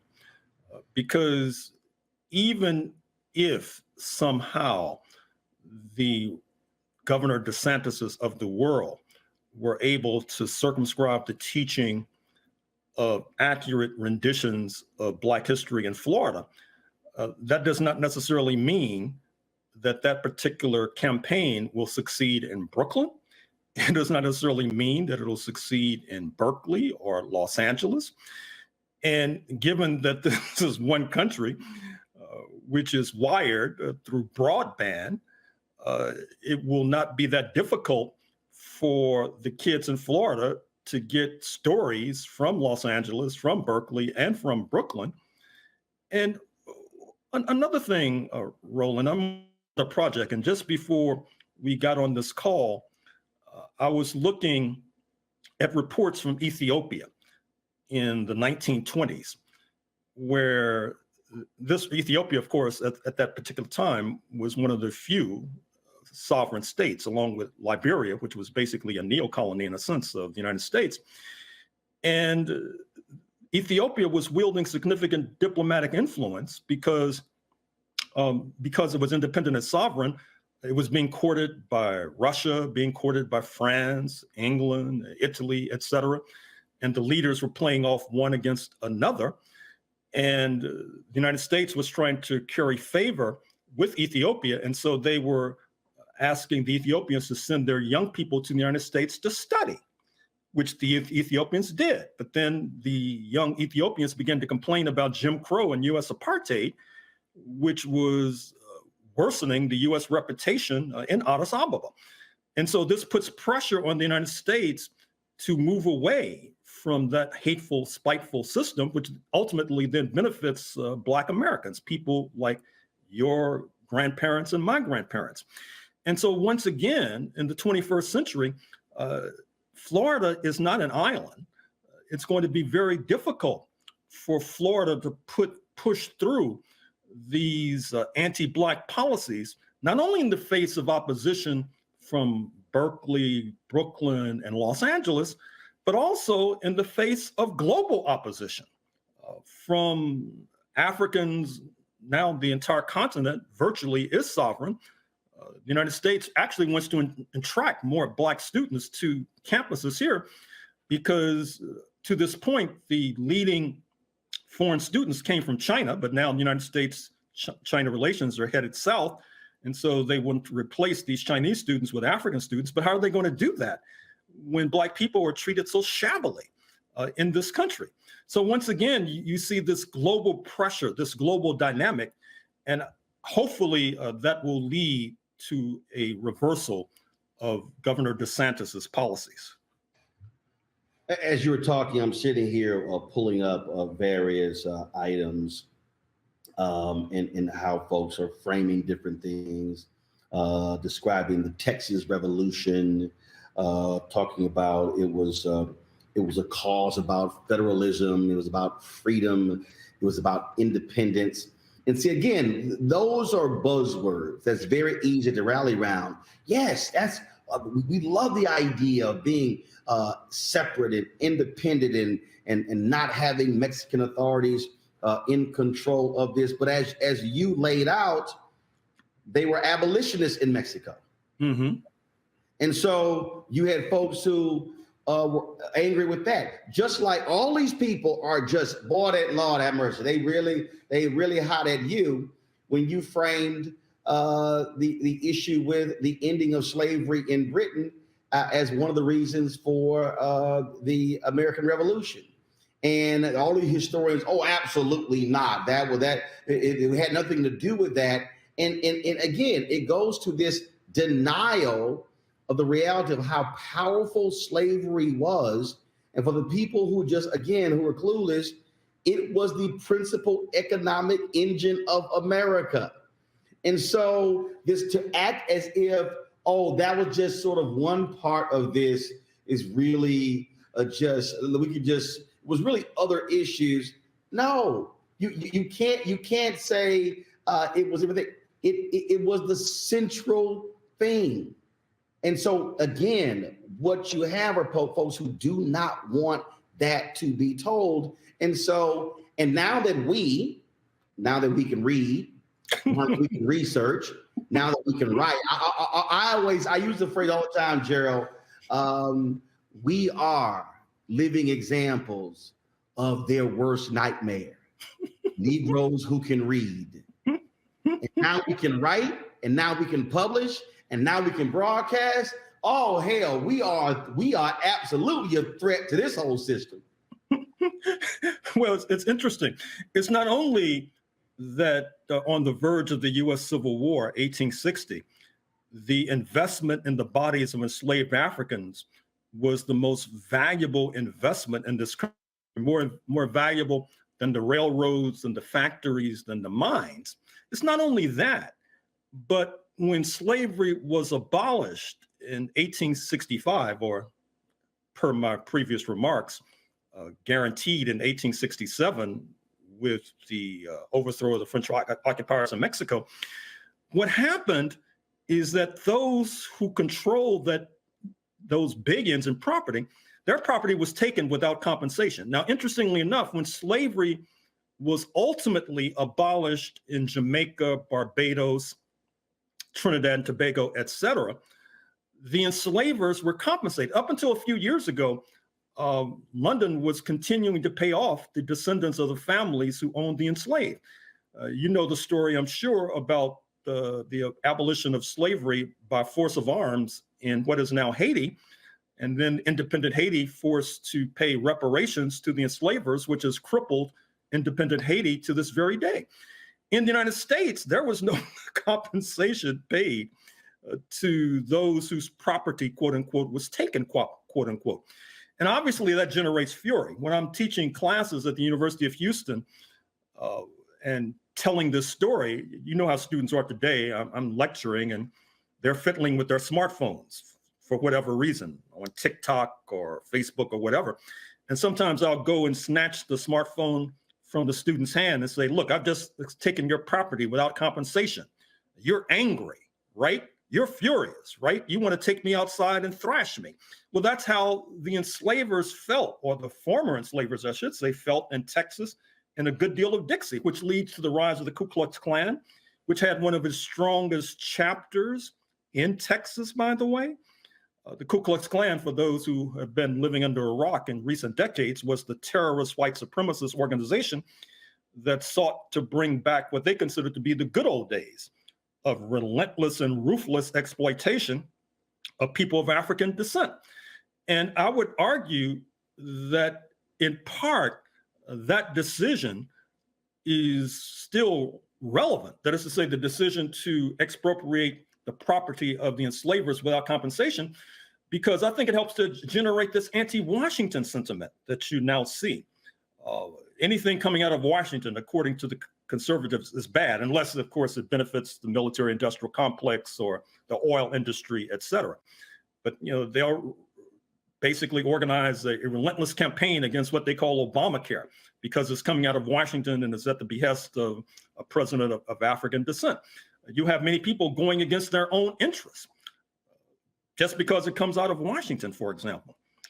The U.S. economy may seize up within weeks because of this debate over the United States paying its debts, which could jeopardize the potency and the viability of the entire U.S. economy, generated by this anti-Washington sentiment that I would argue comes from the fact that it was Washington, the federal government, that presided over the expropriation of their property without compensation. It was Washington, the federal government, that defeated the dream of establishing a so-called Confederate States of America that would enslave Africans forevermore.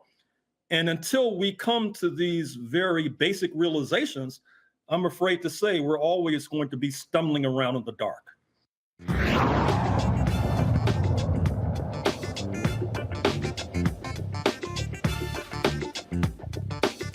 On the next, A Balanced Life with me, Dr. Jackie, owning your energy and how to use it. Trust me, it impacts the people on your job, who you attract, and even your love life.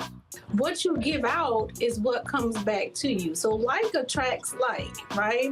So if you come in with a negative space and I match that negative energy, then 2 seconds later, somebody else coming with more negative energy. And then I was just always just matching negative stuff. And here's the kicker. If you're not careful, that energy can even be stolen. That's all next on A Balanced Life on Black Star Network.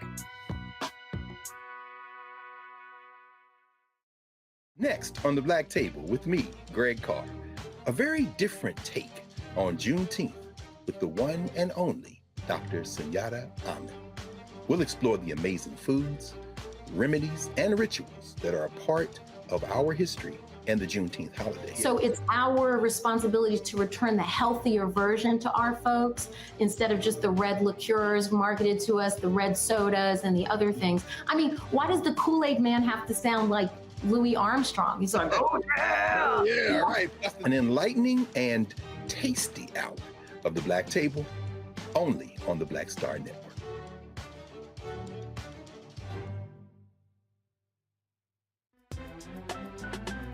I'm Faraji Muhammad, live from LA. And this is The Culture. The Culture is a two-way conversation. You and me. We talk about the stories, politics, the good, the bad, and the downright ugly. So join our community every day at 3 p.m. Eastern and let your voice be heard. Hey, we're all in this together. So let's talk about it and see what kind of trouble we can get into. It's The Culture, weekdays at 3, only on the Black Star Network. Hatred on the streets, a horrific scene, a white nationalist rally that descended into deadly violence. White people are losing their damn minds. As an angry pro-Trump mob storms the U.S. Capitol, we've seen We're about to see the rise of what I call white minority resistance.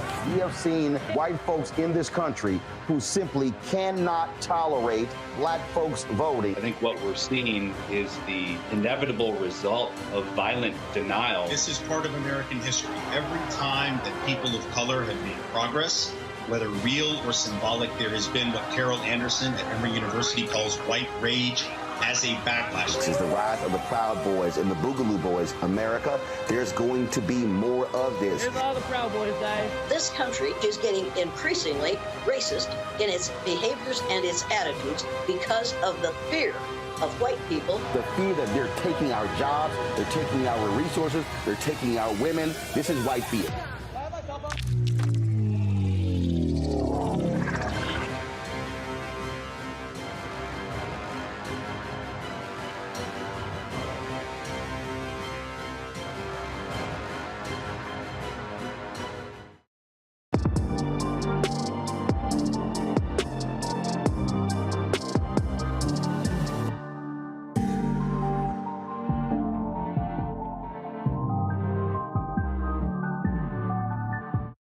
Reminding folks when we talk about the Great Compromise of 1877, which ushers in 92 years of Jim Crow.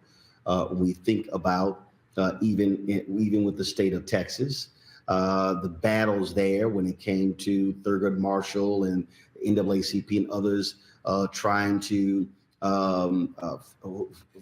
break the backs of the Democratic primaries. When we look at again. The systems that we're putting in place, as you laid out, Jim Crow and the roots of U.S. fascism.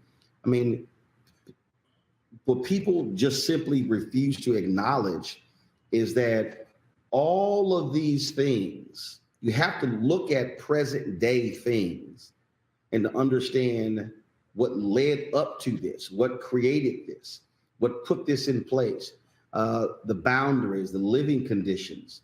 When you just think back to just the treatment, there's a movie being made about that black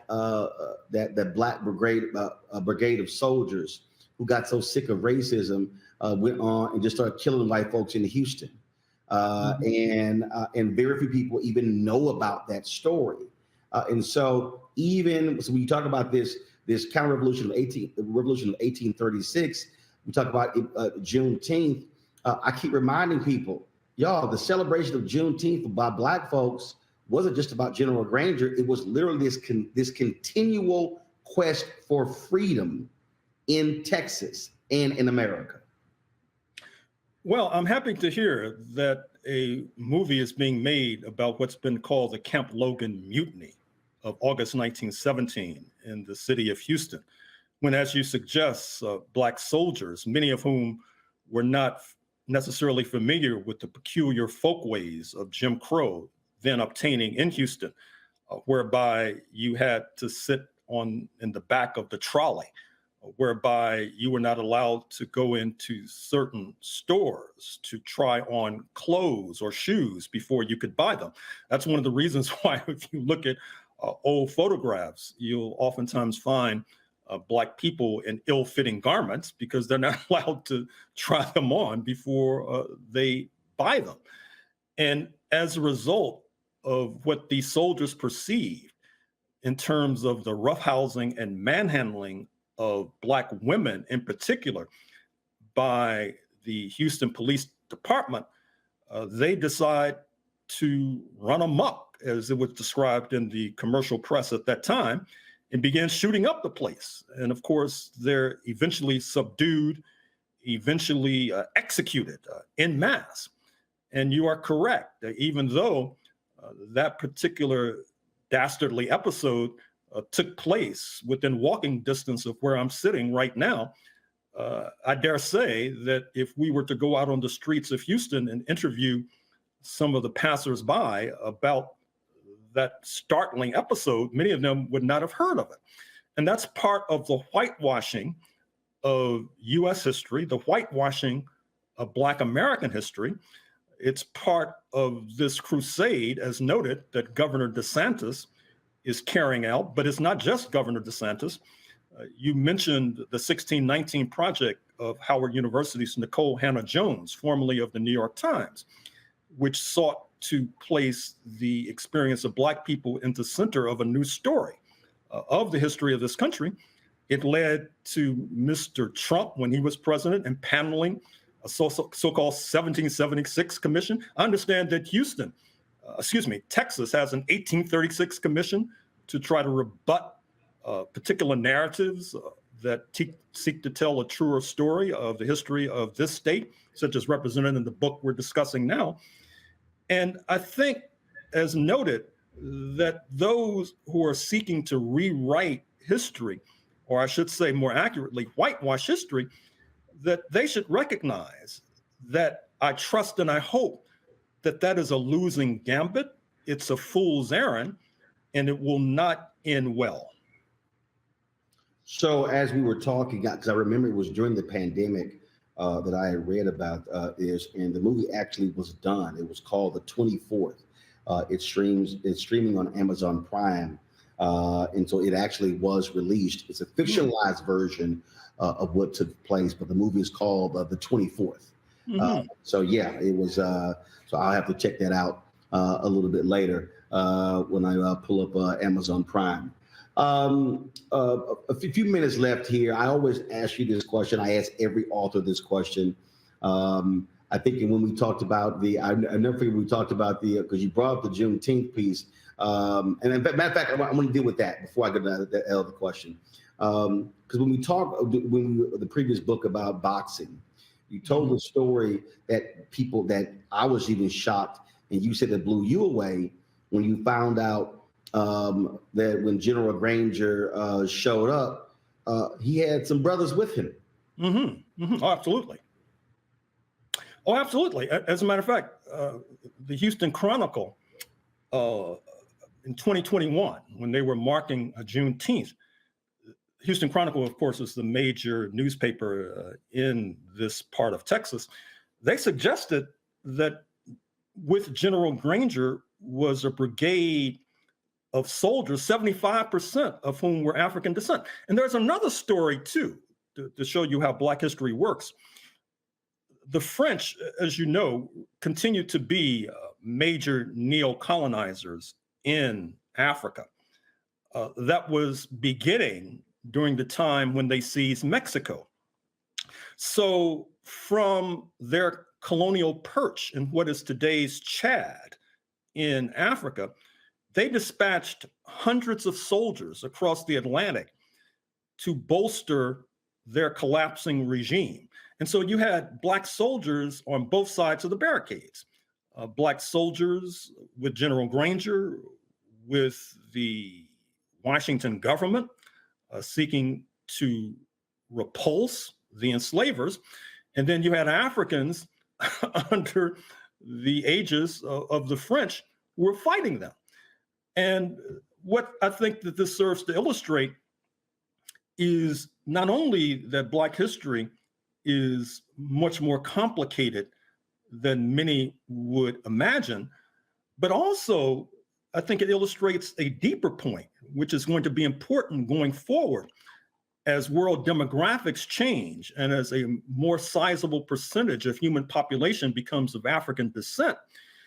You'll see that these North Atlantic powers, such as represented in Washington and Paris, are going to have to rely more upon Black people's strength, but that's going to be difficult to do as long as, per Governor DeSantis, they're trying to feed us fairy tales about our past, which only helps to generate anger and fury, and hopefully will help to generate an eroding popularity for politicians like General DeSantis.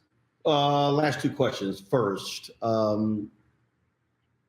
what do you want someone who is in Texas or someone who's not from Texas, what do you want them to take away from this 500+ page book?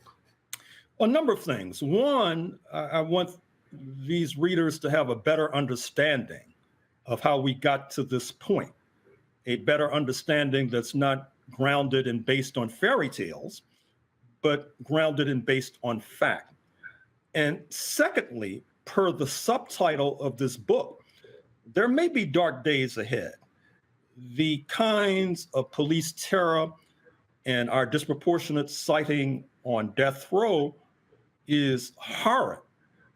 But given what may be around the corner, believe it or not, given what may be around the corner, we may be looking back at March 2023 as the good old days, as the golden days, believe it or not. And therefore, I would want readers to take away knowledge, because knowledge ultimately is power, and power is what we need in order to repel and repulse those who want to drive us deeper into a ditch. And the question I always ask every author, doing all the research, is something that always jumps out, is a wow moment. For this book, what was the wow moment?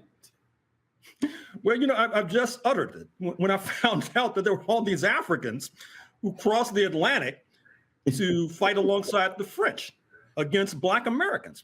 And in fact, we also know that many of them did not return to what is today's Chad. And so wow. You may have in Mexico, you may have in southern Texas, Black people who are not products of the African slave trade as we understand it, but who are descendants of these Black soldiers who were fighting on behalf of French occupiers in Mexico. I have to say, I didn't know about that before I stumbled across it. Wow. That's always the amazing thing when one is doing research into our history. And again, and it's the untold history that folks don't realize that is always there. The counter-revolution of 1836, Texas slavery and Jim Crow, and the roots of U.S. fascism. I tell you, Gerald, when I was at the Texas State Capitol, when I saw that big-ass Confederate monument on the Capitol grounds, all I could do was spit on it because there's nothing more shameful than to go to the Texas Capitol. And again, this is you're dealing with today, and you see this massive Confederate monument, and they're trying to claim, oh, they were fighting for a just cause. And I'm like, hell no, they were not. Hey, good for you, man. I'm glad to hear that you expended some of your body fluid on that monument. Absolutely. Recorded a video, trashed it, and will forever trash it. Gerald, I appreciate it. Great book. Thanks a lot. Thank you. Good luck. Folks, Black Star Network is here. Hold no punches. I'm real revolutionary right now. Support this man, Black Media. He makes sure that our stories are told. Thank you for being the voice of Black America, Roland. Stay Black. I love y'all. All momentum we have now, we have to keep this going. The video looks phenomenal. See, this difference between Black Star Network and Black-owned media and something like CNN. You can't be Black-owned media and be scared. It's time to be smart. Bring your eyeballs home. You dig? Pull up a chair, take your seat. The Black Tape with me, Dr. Greg Carr, here on the Black Star Network. Every week, we'll take a deeper dive into the world we're living in. Join the conversation only on the Black Star Network. Hi, I'm Dr. Jackie Hood Martin, and I have a question for you. Ever feel as if your life is teetering and the weight and pressure of the world is consistently on your shoulders? Well, let me tell you, living a balanced life isn't easy. Join me each Tuesday on Black Star Network for a Balanced Life with Dr. Jackie. We're all impacted by the culture, whether we know it or not. From politics to music and entertainment, it's a huge part of our lives, and we're going to talk about it every day right here on The Culture with me, Faraji Muhammad, only on the Black Star Network. I'm Deborah Owens, America's Wealth Coach, and my new show, Get Wealthy, focuses on the things that your financial advisor and bank isn't telling you, but you absolutely need to know. So watch Get Wealthy on the Black Star Network.